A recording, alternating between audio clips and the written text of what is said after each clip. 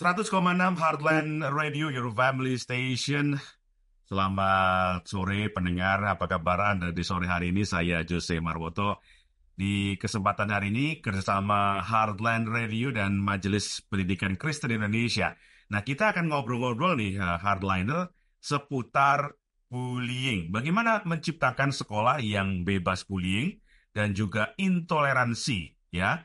Ini isu yang sangat keren banget, sangat relevan banget dengan situasi yang sekarang. Banyak korban bullying juga ya, tidak hanya di sekolah dasar, tetapi bahkan kemarin tuh sampai ke level perguruan tinggi, bahkan para dokter, calon dokter pun ada yang sampai bunuh diri karena kasus bullying di kampus. Ini sangat mengagetkan kita semua.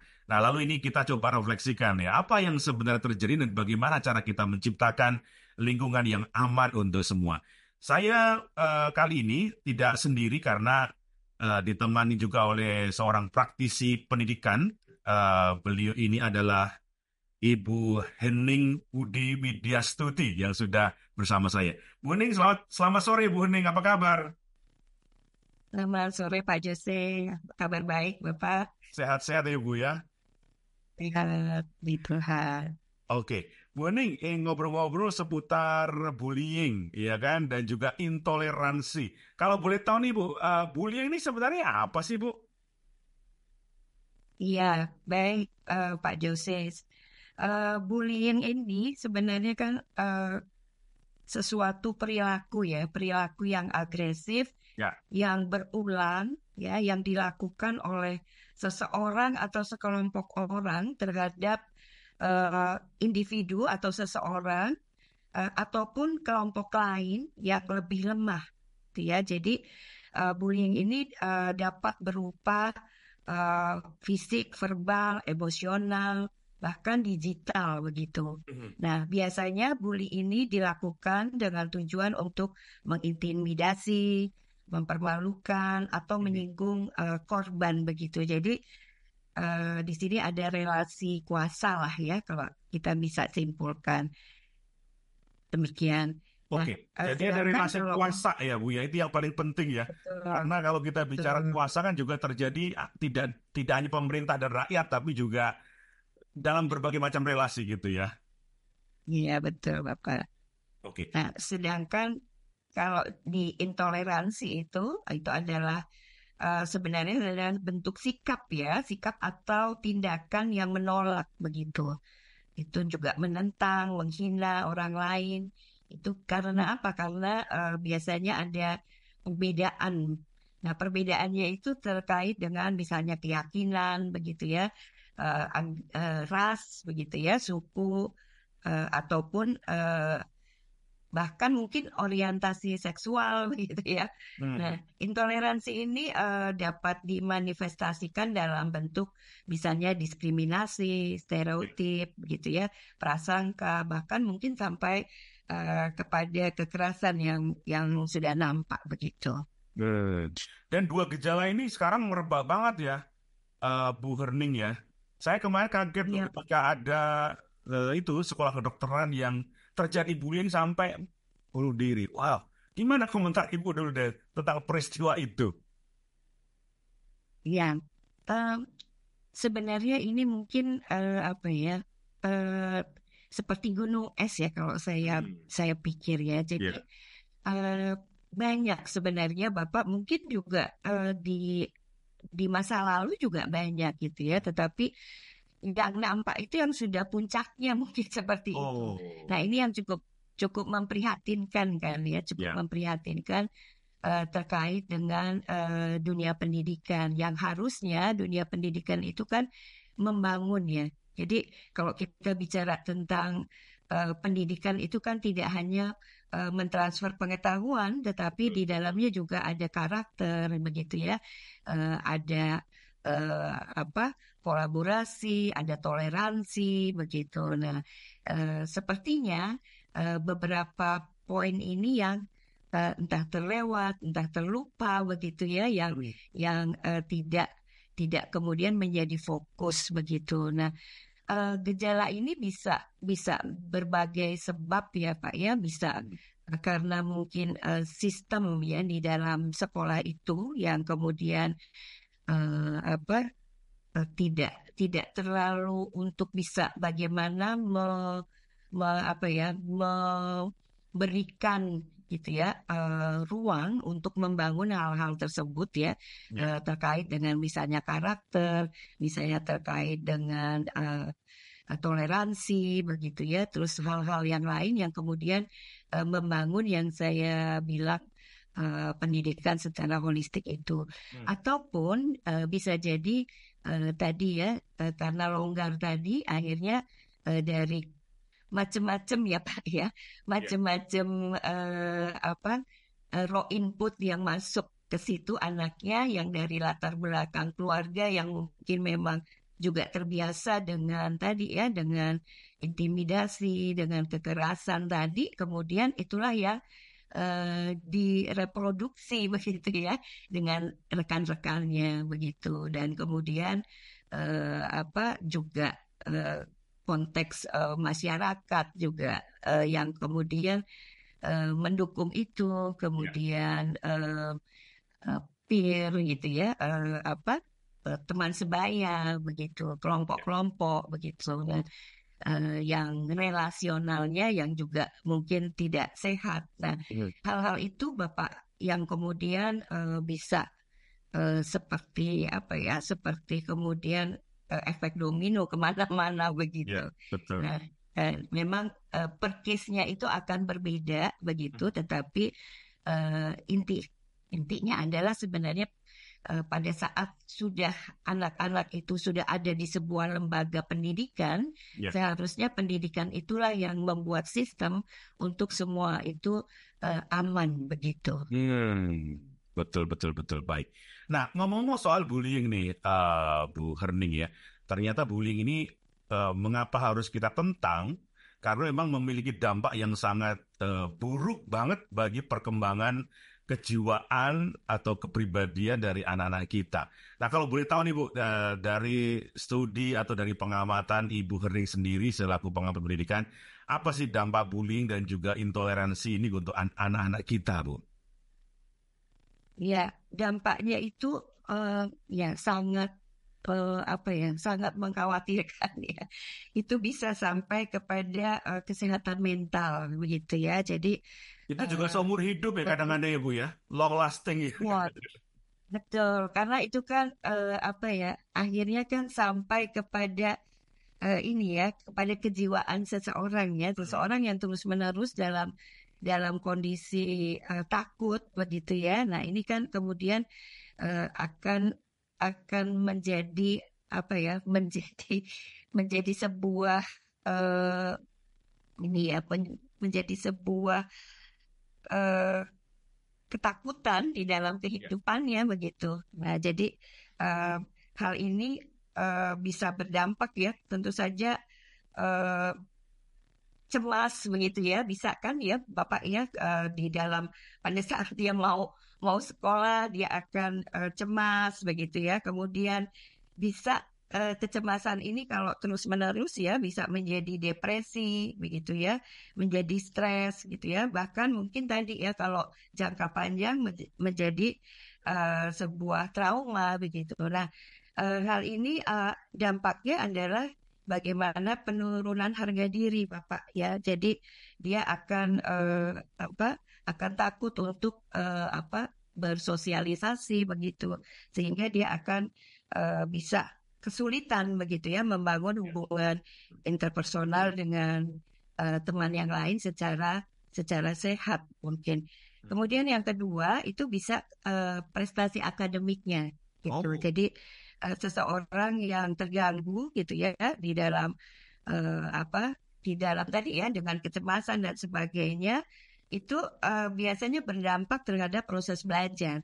Gitu ya. Belajar itu adalah bisa gampang kalau seseorang itu kan terbuka begitu ya ya. dengan senang begitu makanya kan guru-guru membuat metode belajar yang menyenangkan begitu ya Hmm. tapi kalau dalam keadaan kondisi yang tadi ya bahkan depresi tadi ya pastinya ini akan terganggu begitu jadi korban bullying ini pasti akan mengalami kesulitan untuk ya memotivasi dirinya begitu ya untuk bisa bisa menyerap begitu ya dengan baik begitu.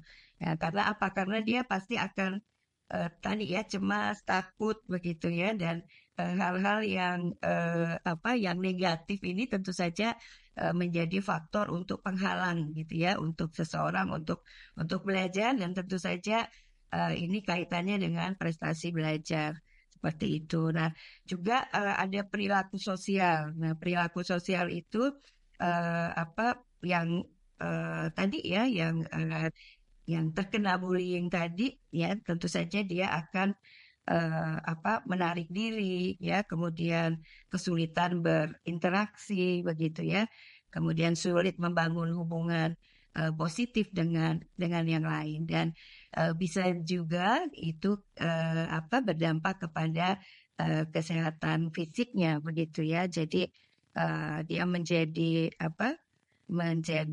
seseorang yang bisa saja misalnya dia uh, sulit tidur begitu ya karena cemas begitu dan ini akan berakibat kepada kesehatannya begitu. Jadi ada banyak Pak Jose yang terkait dengan dampak dari bullying dan yang kita tahu akhirnya dengan depresi keputusasaannya kemudian dia ya tadi saya lebih baik mengakhiri hidup saya begitu.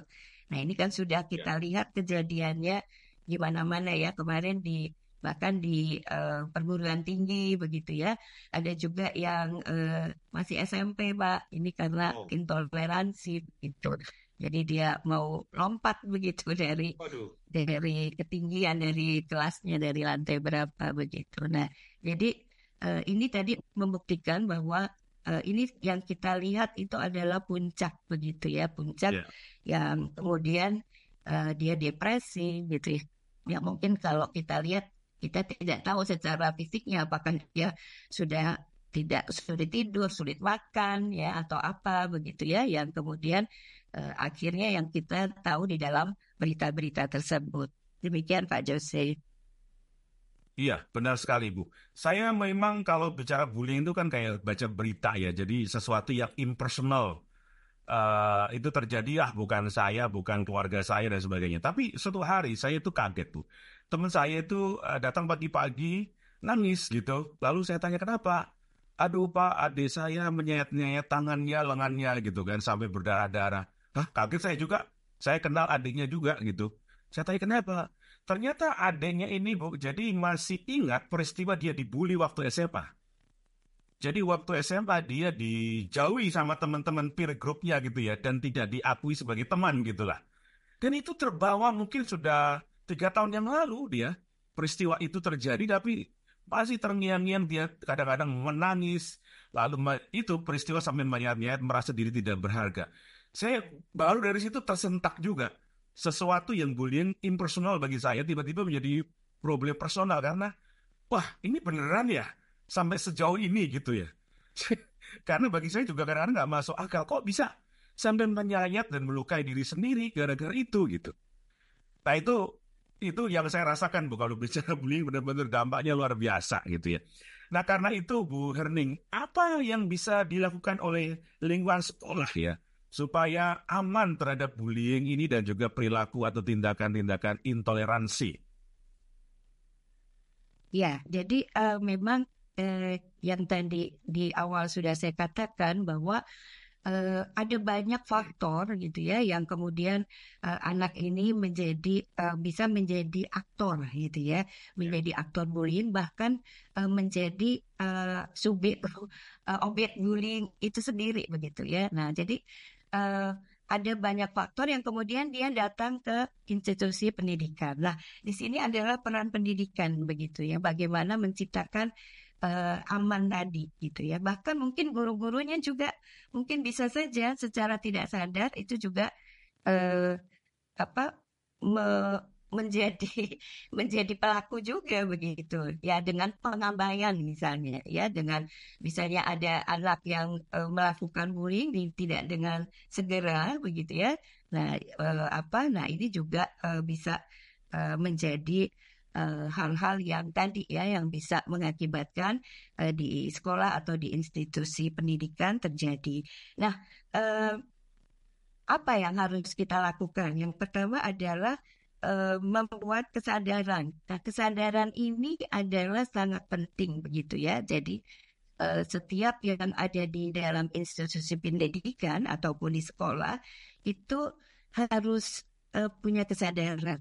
Nah, kesadaran ini sebenarnya bagaimana kita membangun karakter, gitu ya. Jadi karakter ini menjadi sebuah fondasi yang saya pikir sangat sangat baik ya, sehingga nanti keluarannya itu adalah tadi empati begitu ya, kemudian bisa saling menolong begitu. Jadi kalau ada yang lemah malah justru bagaimana ya kita bisa membantu begitu. Nah, kesadaran ya untuk kemudian ada di dalam setiap eh, eh, orang-orang yang ada di sekolah itu, entah itu murid, entah itu guru, ataupun siapapun yang ada di sekolah itu. Nah, itulah yang harus dipikirkan di sebuah lembaga sekolah gitu ya. Apakah itu melalui kurikulum begitu ya? Apakah itu melalui role model gitu ya? Ataukah melalui peraturan sistem budaya yang dibangun di sekolah tersebut begitu. Nah, misalnya begini, kalau kita misalnya di di kurikulum gitu ya, bacaan-bacaan ataupun literasi-literasi yang diberikan ke siswa, ke murid itu adalah literasi-literasi yang punya nilai-nilai atau value-value yang tadi yang bisa mengasihi, yang kemudian saling berempati, membangun gitu ya. Ya. Nah, ini adalah value-value yang terus diinformasikan begitu ya. Nah, kemudian bagaimana membangun iklim kelas maupun budaya di sekolah. Nah, ini juga bagaimana peraturan-peraturan ini juga kemudian membuat mereka untuk berinteraksi, berelasi itu dengan konteks tadi gitu ya, konteks bisa berempati, bisa bekerja sama, bisa berkolaborasi, kemudian bisa saling menolong begitu. Ya. Nah, ini yang harus dibangun. Juga mungkin konsep-konsep mungkin di mata pelajaran tertentu yang kemudian bagaimana bicara tentang misalnya toleransi itu sendiri. Bagaimana bicara misalnya di dalam mata pelajaran tertentu, misalnya agama, misalnya seperti itu, bagaimana memandang misalnya manusia ciptaan Tuhan yang lain begitu. Kalau di sosiologi mungkin kita bisa masuk konsepnya adalah materi tentang multikultur misalnya. Itu perbedaan, keberagaman. Nah, bagaimana memandang perbedaan itu tanpa melihat bahwa saya lebih baik gitu. Saya lebih tinggi begitu. Nah, konsep dan hal-hal yang kemudian dialami, pengetahuan dan juga pengalaman itulah yang akan dapat membentuk kesadaran itu. Dan yang terlebih adalah role model ya.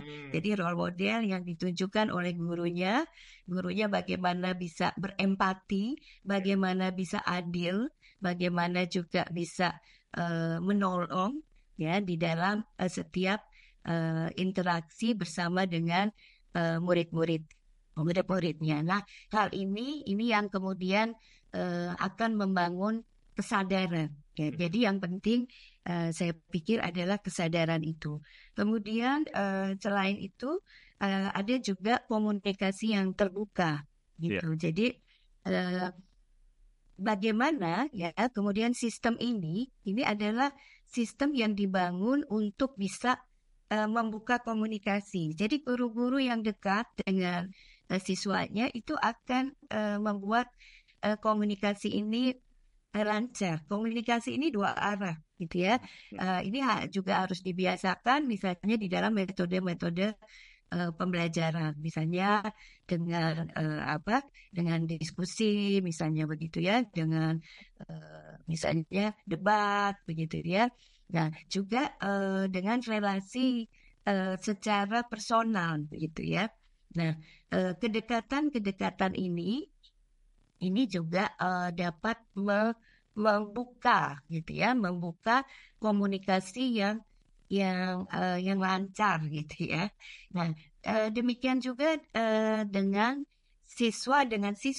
Dan siswa dengan siswa ini juga bagaimana sistem metode pembelajaran ini juga membangun itu begitu. Jadi pernah ada sebuah penelitian ya yang kemudian eh, gurunya ini mendekatkan gitu ya, mendekatkan tempat duduknya itu antara antara anak satu dengan anak lain. Nah, ini dicek ya, dicek eh, awalnya adalah tadi ya pendapat-pendapat eh, hal-hal yang terkait dengan temannya yang berbeda tadi begitu. Nah, kemudian eh, mereka akan bersama-sama begitu ya. Mereka karena dekat, mungkin sering sering bicara dan sebagainya. Nah, selang waktu kemudian dicek kembali begitu. Ternyata sudah ada pemahaman gitu ya, pemahaman dan tingkat untuk toleransinya itu bertambah begitu. Nah, jadi ini juga menjadi sebuah pembelajaran juga gitu ya, bahwa apa ada ada interaksi ya, pada saat interaksi ada komunikasi, di situ kan ada pengenalan gitu ya. Nah, pada saat pengenalan itu ya kemudian inilah yang kemudian lebih memahami begitu. Nah, tetapi ini harus dibangun di dalam konteks yang positif tentunya. Nah, eh, kerja kelompok, diskusi, bahkan proyek dengan dibimbing oleh guru.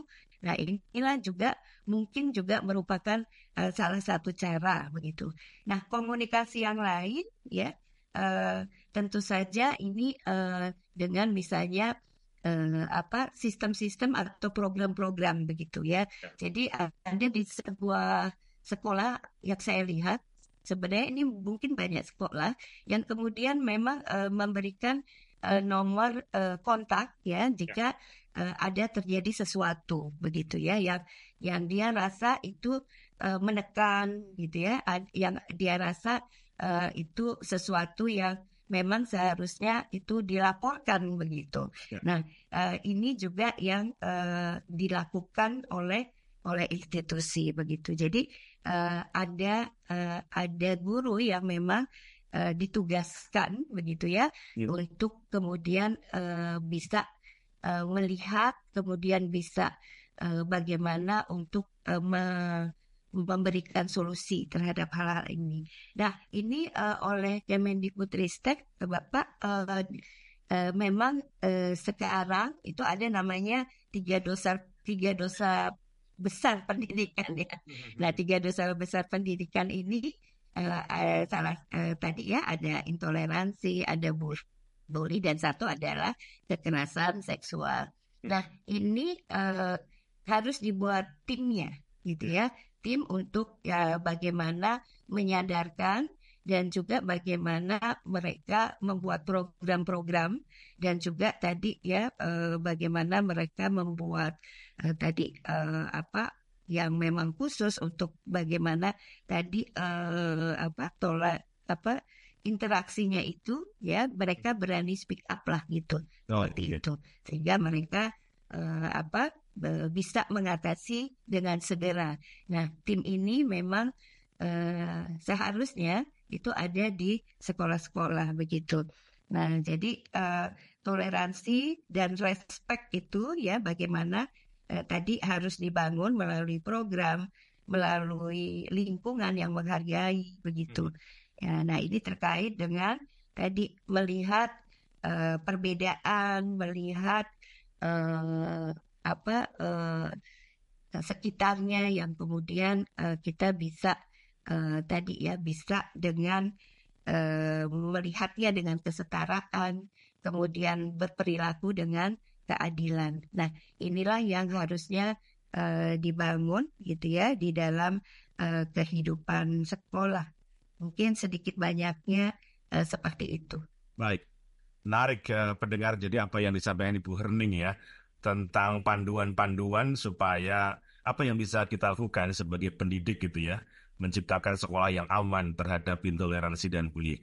Nah, pertanyaan terakhir saya ini Bu, kalau misalnya sudah kejadian ada peristiwa bullying terhadap anak-anak didik ya, siswa gitu ya, kebijakan sekolahnya harus seperti apa Bu?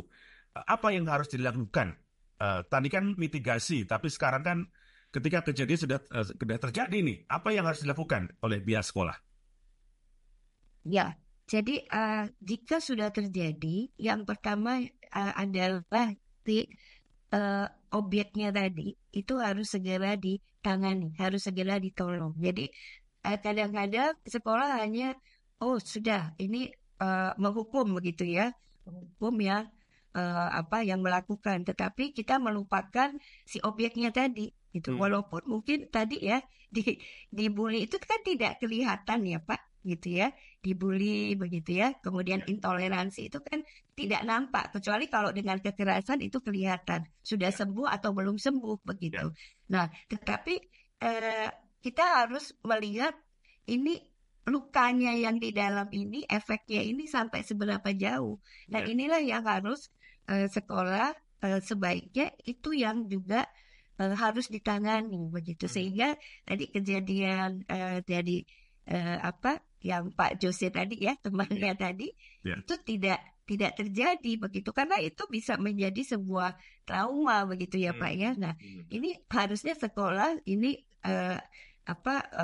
dari guru-gurunya ya, guru-guru misalnya ada guru BK atau ada yang konseling dan sebagainya, ini coba mengatasi. Kalaupun ini misalnya sesuatu yang cukup berat, yang kemudian ini tidak bisa ditangani oleh guru-guru BK, begitu ya.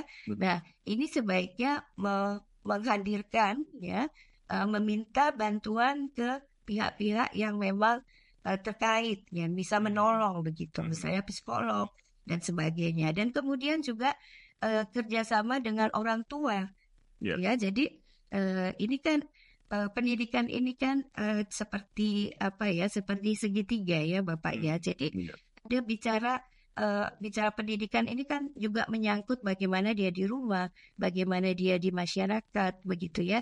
Nah, jadi tetap harus menghadirkan orang tua dan bagaimana di rumah itu penanganannya. Apa yang harus dilakukan oleh orang tua dengan anak-anak yang sudah terkena bully ini? Mungkin orang tuanya tidak tahu Pak, gitu ya. Tetapi di rumah orang tuanya juga harus melakukan hal-hal yang juga menjadi percepatan untuk pemulihan anak.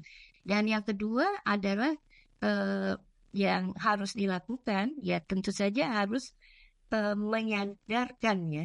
Jadi memberikan hukuman ini ya yang sesuai dengan peraturan ini tidak hanya berhenti sampai dengan memberikan hukuman begitu, tetapi bagaimana menyadarkan begitu. Jadi menyadarkan ini perlu dialog Bapak. Jadi perlu dialog dengan yang membuli tadi. Ya, kadang-kadang dia tidak tahu Pak kalau dia itu sebenarnya bully begitu. Oke. Ya, tapi ya jadi karena mungkin dia terbiasa mungkin dari rumahnya begitu. Nah, jadi kesadaran ini yang pada saat mungkin dihukum itu sekaligus juga diberikan kesadaran begitu. Jadi ada dialog kenapa, apa maksudnya begitu ya.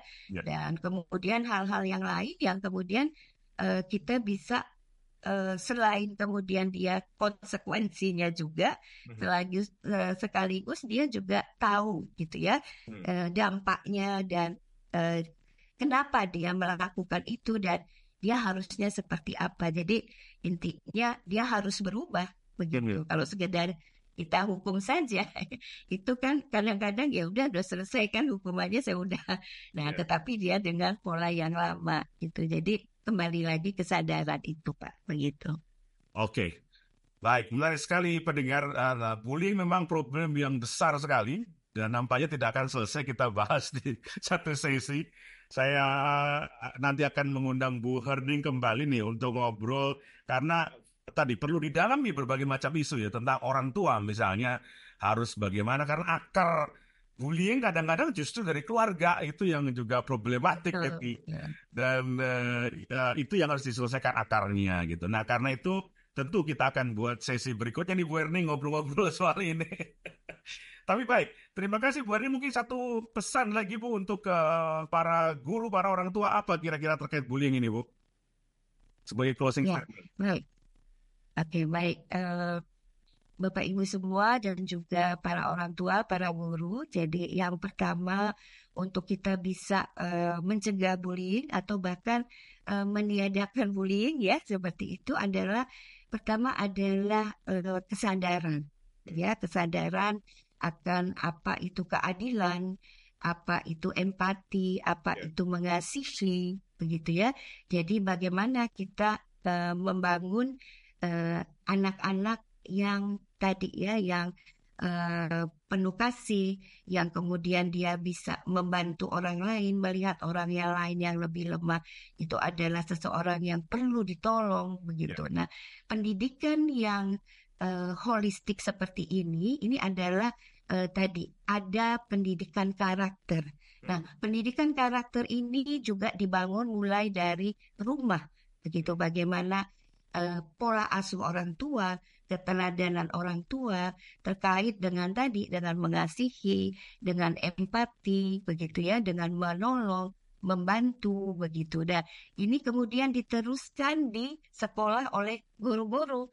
Bagaimana kemudian role model guru-gurunya juga, bagaimana sistem iklim kelas maupun budaya sekolah, bagaimana juga tadi di dalam kita mendesain di dalam materinya. Jadi intinya adalah bagaimana kita membangun karakter, pendidikan karakter di rumah, di sekolah, dan melalui keteladanan inilah yang akan sangat membantu anak-anak kita menjadi anak-anak yang tadi penuh kasih dan juga berkeadilan. Begitu Pak.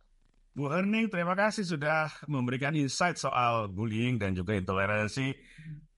Terima kasih Bu, sampai ketemu lagi di next episode ya Bu ya. Salam untuk Terima keluarga. kasih. Baik, Terima demikian. kasih Pak Yose. Selamat sore. Baik, selamat sore. Baik, demikian perbincangan saya dengan Ibu Herning Budi Widyastuti. Beliau praktisi pendidikan dan program ini terselenggara berkat kerjasama Heartline dan juga Majelis Pendidikan Kristen. Saya pamit undur, keep on growing and never give up.